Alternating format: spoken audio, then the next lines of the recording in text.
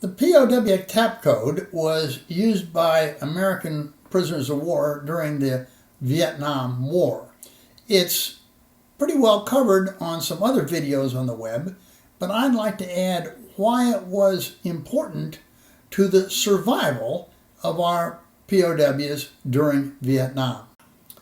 During the Korean War, our POWs died at a surprisingly high rate in North Korea. President Eisenhower convened a committee to find out why our men died and what could be done to help them survive in the future. The committee found that during World War II, the Air Corps POWs survived better than the Army POWs. And it wasn't just because the conditions were a little bit better in the Air Corps camps, which were run by the German Luftwaffe. Instead, it was because the Air Corps camps maintained a rank structure, and through their various famous tunnel digging and escape exercises, felt that they were continuing the battle, the struggle, where in the Army camps, people were just left in there with no friends and were left to die.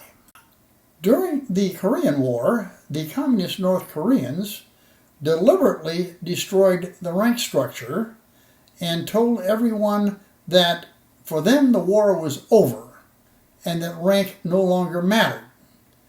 As a result, there were few escape attempts organized, and men died because no one was there to take care of them when they were sick.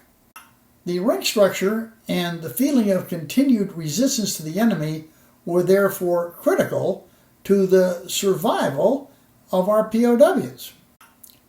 We developed the Code of Conduct for the American Fighting Man. A key provision was that if I am senior, I will take command.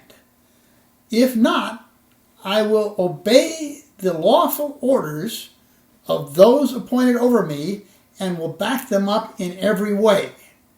We were maintaining the chain of command, even in the camps.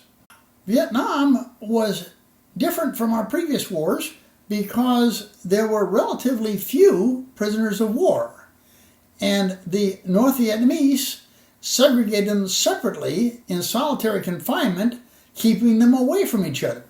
How could you maintain a rank structure and a resistance to the enemy when you were separated in solitary cells?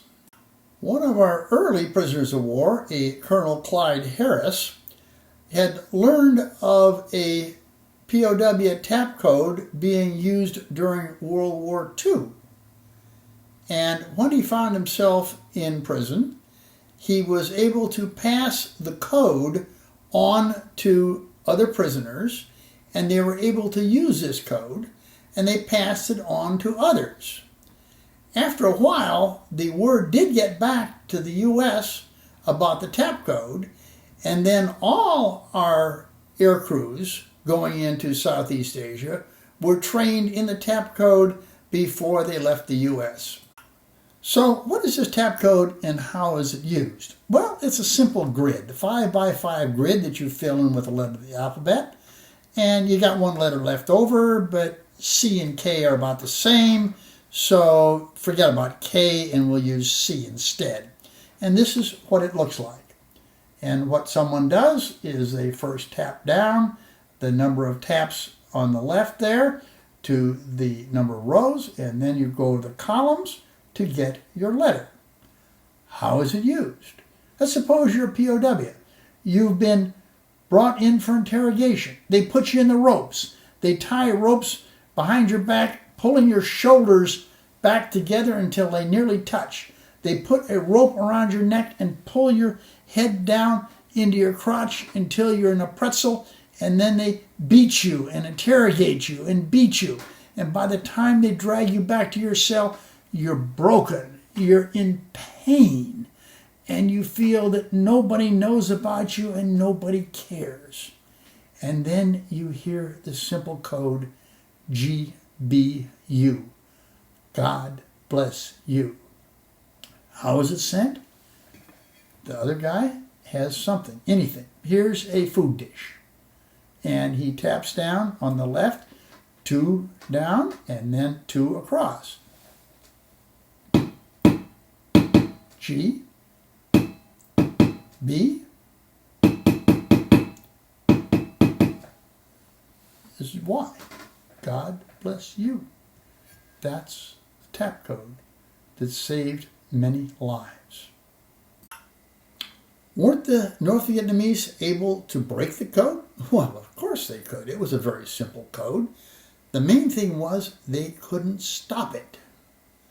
The prisoners were able to learn the names and the ranks of the other prisoners in the camp, and therefore they were able to maintain the rank structure, one of our key goals, and maintain this feeling of fighting against the enemy. And when, on a few occasions, a prisoner was released for propaganda purposes, when the prisoner came back to America, he had memorized the names of the people in the camps, which was critical information to give to the families of these men, to let them know that they were alive and where they were. Later in the war, our POWs were grouped in different buildings in a prison compound, but we were able to send messages from one building to the next using blankets waved in front of a prison window.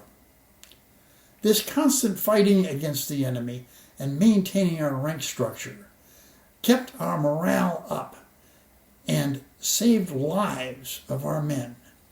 To me, this was the essence of the spirit of attack.